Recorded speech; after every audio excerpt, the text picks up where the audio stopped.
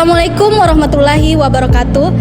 Kami, mahasiswa UIN Alauddin Makassar, Fakultas Ekonomi dan Bisnis Islam, Prodi Manajemen, Kelompok 5, Semester 4. Video ini dibuat untuk menyelesaikan salah satu tugas dalam mata kuliah metodologi penelitian dengan dosen pengampu Pak Dr. Murtiadi Awaluddin SE MSI. Kami dari kelompok 5 terdiri dari 6 anggota kelompok yang masing-masing bekerja sama dalam memenuhi tugas dengan judul materi tinjauan pustaka. Sebelum kami masuk ke pembahasan lebih lanjut, izinkan kami memperkenalkan diri. Yang pertama, saya sendiri, Reski Amalia. Selanjutnya yang kedua yaitu Nur Padilla. Yang ketiga yaitu Nur Amelia Supriyadi. Selanjutnya ada Tri Suci Nur Hikmah Putri. Selanjutnya ada Nur Hikmah. Dan yang terakhir yaitu Nurul Wahidatun Nisa Maulana. Baiklah, kami dari kelompok 5 akan mempresentasikan materi dengan judul tinjauan pustaka. Halo Sobat Mahasiswa, kali ini saya ingin membahas tentang tinjauan pustaka dan juga apa fungsi dari tinjauan pustaka tersebut. Sebelum itu, kita harus tahu tinjauan pustaka bukan seperti laporan baca buku ya teman-teman. Sebagian mahasiswa masih aja menulis tinjauan pustaka seperti menulis resensi. Padahal, kalau kita ngerti cara kerja dari tinjauan pustaka ini, kita bakal paham bahwa di tinjauan pustaka itulah letak otak akademik dari skripsi kita. Banyak banget mahasiswa yang mengira bahwa di bab 2 itu cuma daftar teori saja, padahal di tinjauan pustaka bukan seberapa banyak kita membaca buku, tetapi seberapa tepat kita mengaitkan teori-teori yang kita teliti. Jadi, ini bukan soal tentang kuantitas referensi ya teman-teman, akan tetapi tentang kualitas dari analisis kita.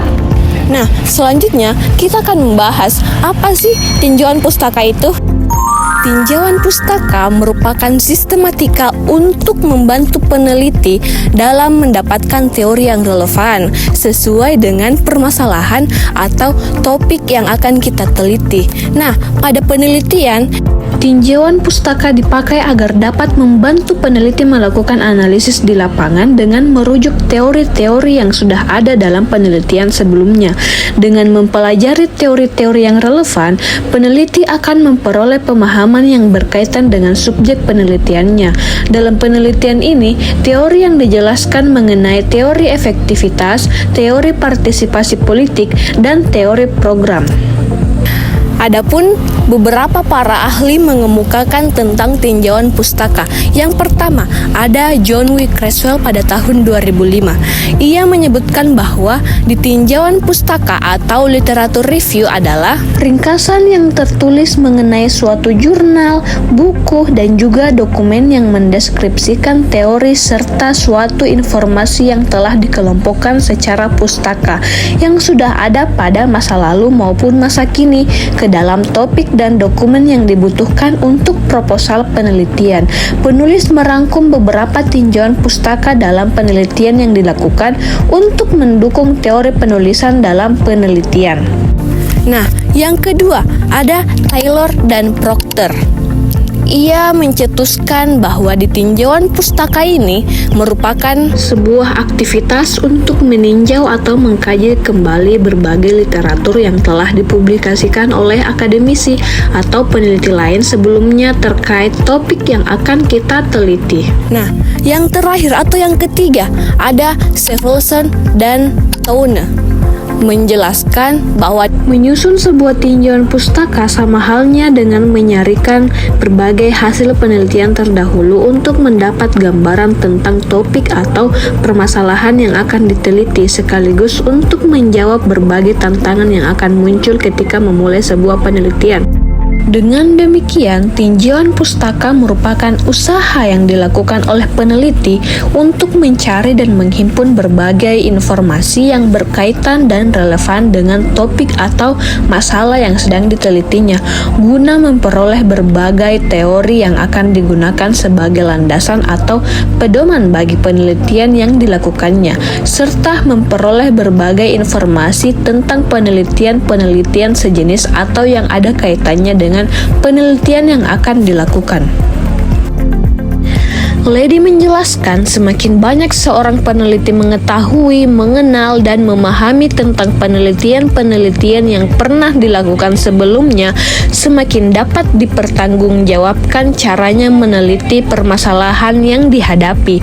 Walaupun demikian, sebagian penulis menganggap kajian pustaka merupakan bagian yang tidak penting, sehingga ditulis asal ada saja, atau hanya untuk sekedar membuktikan bahwa penelitian yang diusulkan belum pernah dilakukan sebelumnya. Pembuktian keaslian penelitian tersebut sebenarnya hanyalah salah satu dari beberapa kegunaan kajian pustaka. Kelemahan lain yang sering pula dijumpai adalah dalam penyusunan, penstrukturan, atau pengorganisasian kajian pustaka.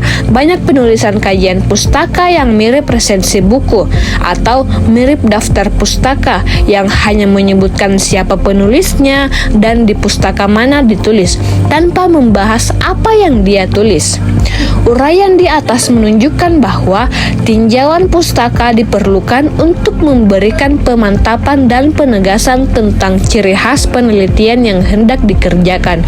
Ciri khas sebuah penelitian akan tampak dengan menunjukkan bahwa buku-buku, artikel, skripsi, tesis, hingga disertasi yang ditelaah belum atau tidak menjawab persoalan yang diajukan oleh peneliti. Dengan demikian, tinjauan pustaka memiliki manfaat yang besar bagi calon peneliti untuk menelusuri lebih jauh apa yang akan dipermasalahkan dan bagaimana penelitian yang akan dilakukan dapat mengisi kekosongan karena belum adanya penelitian serupa yang dilakukan sebelumnya.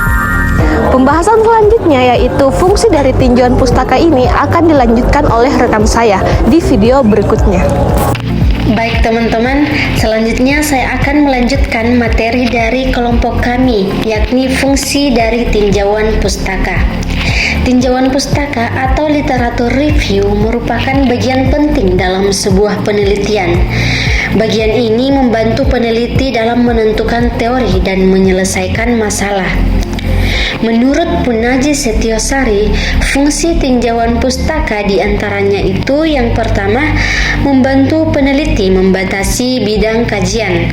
Artinya peneliti jadi tahu fokus penelitiannya itu kemana dan tidak membahas hal yang terlalu luas.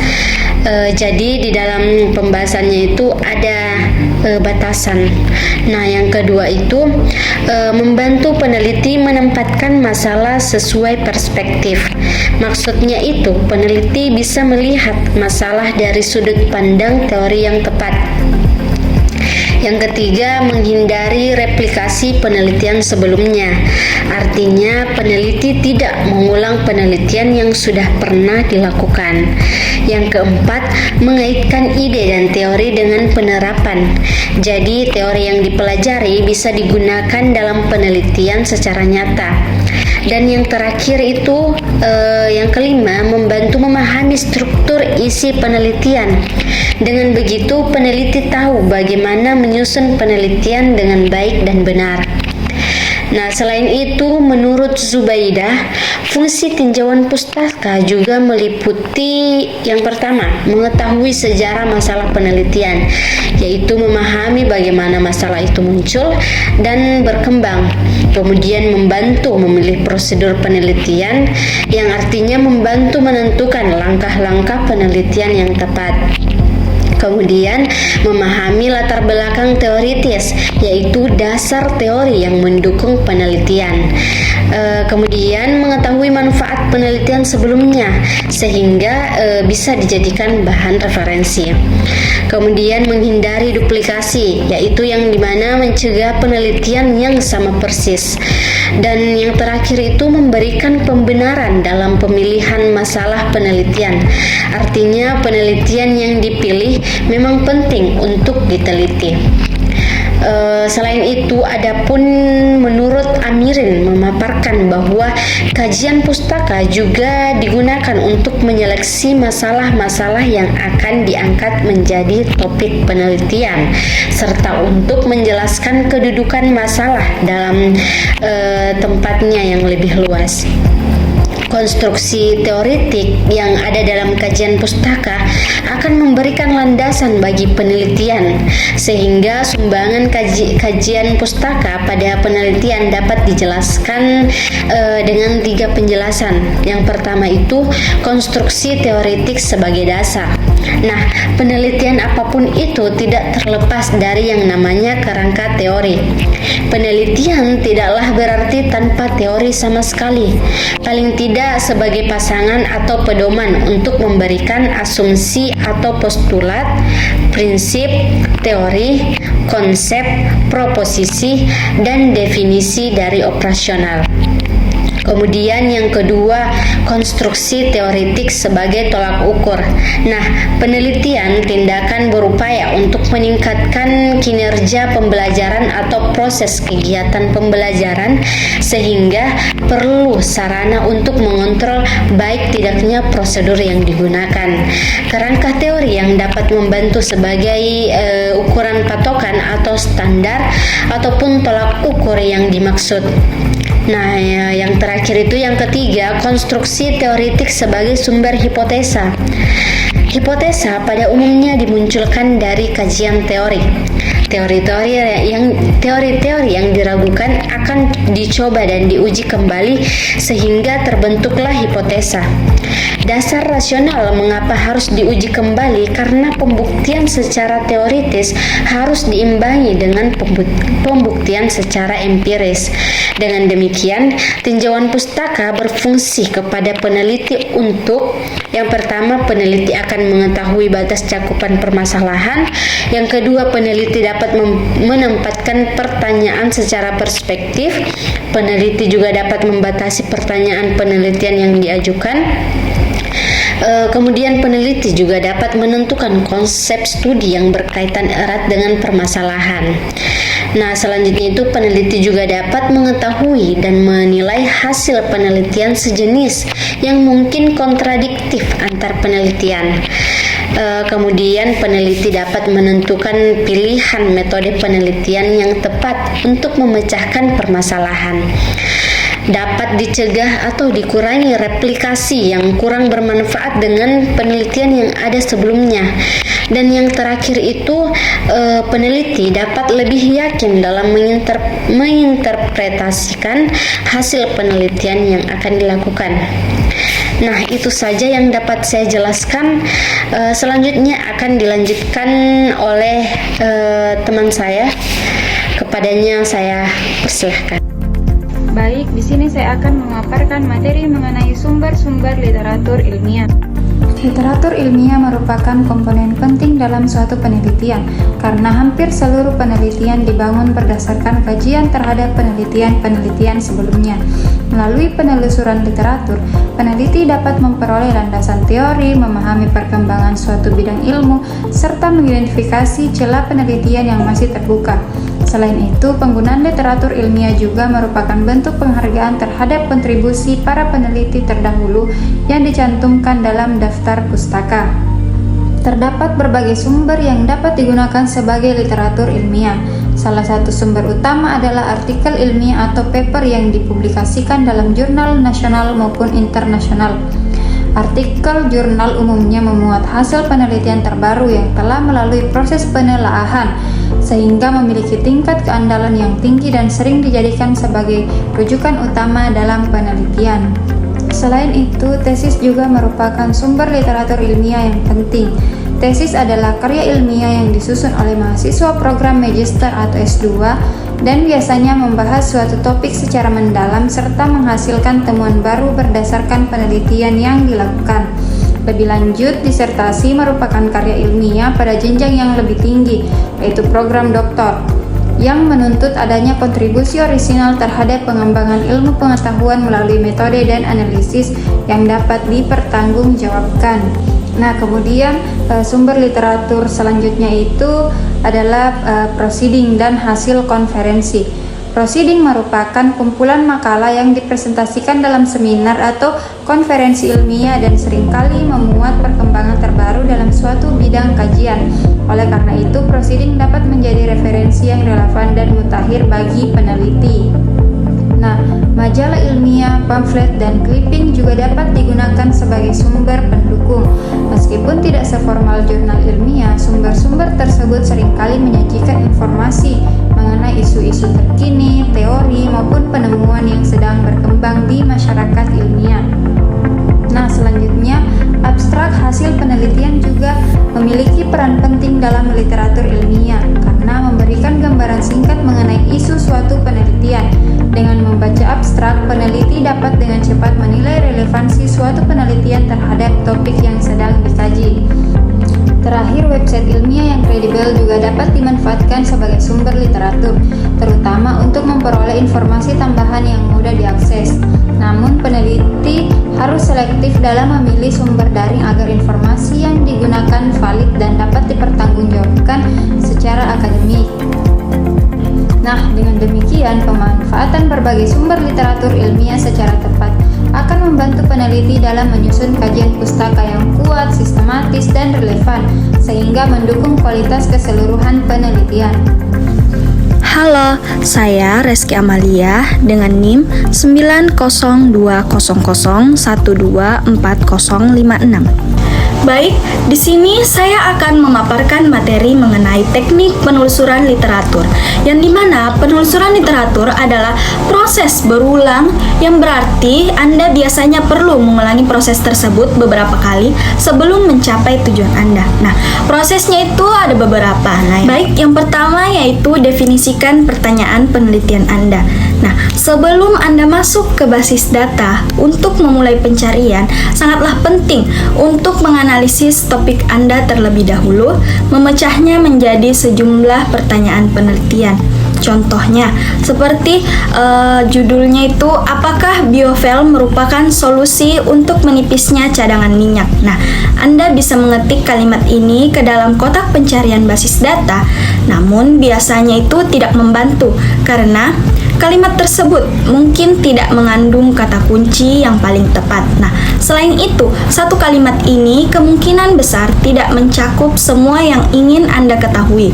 Anda perlu memecah topiknya menjadi beberapa sejumlah pertanyaan terpisah dan kemudian mencari jawabannya. Nah, untuk contoh ini, ada beberapa pertanyaan yang dapat Anda ajukan. Nah, yang pertama yaitu, apa itu biofuel? Terus, yang kedua, ada bagaimana cara pembuatannya. Terus yang ketiga, seberapa besar bahan bakar kita yang sudah berasal dari biofuel. Terus yang keempat, bisakah kita memproduksi cukup banyak untuk menggantikan minyak dan ataupun gas? Nah, Anda mungkin menemukan jawaban atas semua pertanyaan-pertanyaan tersebut menggunakan satu mesin pencarian seperti Google Scholar ataupun satu basis data perpustakaan, tetapi Anda lebih mungkin berhasil jika mencocokkannya setiap pertanyaan tersebut dengan sumber yang relevan. Yang kedua yaitu memilih basis data, yang dimana basis data terbaik untuk pencarian bergantung pada pertanyaan yang Anda ajukan. Nah, ada 3 hal yang perlu dipertimbangkan. Yang pertama, apakah basis data tersebut mencakup topik saya? Terus yang kedua, jenis literatur apa yang perlu saya cari? Dan yang terakhir, jurnal mana saja yang tercakup dalam basis data ini. Nah, yang ketiga yaitu memilih kata kunci. Mungkin Anda tergoda untuk langsung mengetik judul proyek Anda ke dalam kotak pencarian basis data. Namun, ini tidak akan memberikan hasil terbaik. Anda perlu menyusun strategi pencarian dengan cermat, dengan mempertimbangkan hal-hal seperti yang pertama yaitu sinonim, yang kedua akhiran kata, yang ketiga frasa, yang keempat singkatan, dan yang keempat yaitu menggabungkan istilah pencarian Anda. Setelah memilih kata kunci pencarian, langkah selanjutnya yaitu memikirkan strategi pencarian untuk menggabungkannya dengan cara yang paling efektif. Nah, dalam menggunakan kata kunci, ada beberapa perintah yang biasa digunakan. Yang pertama, AND. Operator AND digunakan untuk menggabungkan kata kunci topik yang berbeda sehingga semua kata tersebut harus muncul dalam hasil pencarian. Yang kedua yaitu OR. Operator OR digunakan untuk menggabungkan kata-kata topik yang serupa sehingga semua kata tersebut dapat muncul dalam hasil pencarian. Terus selanjutnya yaitu AND dan OR, yang dimana saat menggunakan AND dan OR dalam strategi pencarian Anda, penting untuk menempatkannya dalam urutan yang benar.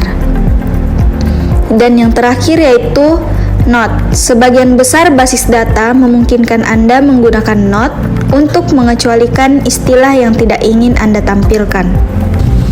Nah, yang kelima yaitu pencarian penulis.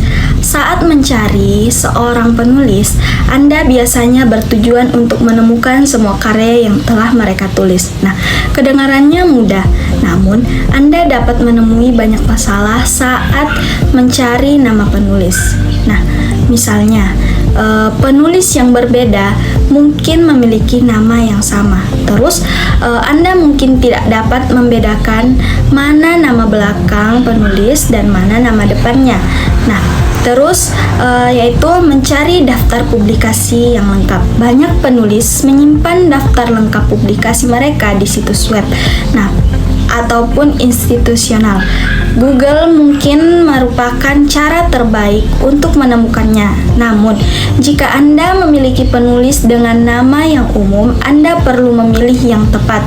Nah, ada beberapa tips yang dapat mempermudah. Yang pertama, jika Anda mengetahui nama institusi tempat penulisan bekerja, carilah berdasarkan nama belakang si penulis dan nama institut tersebut.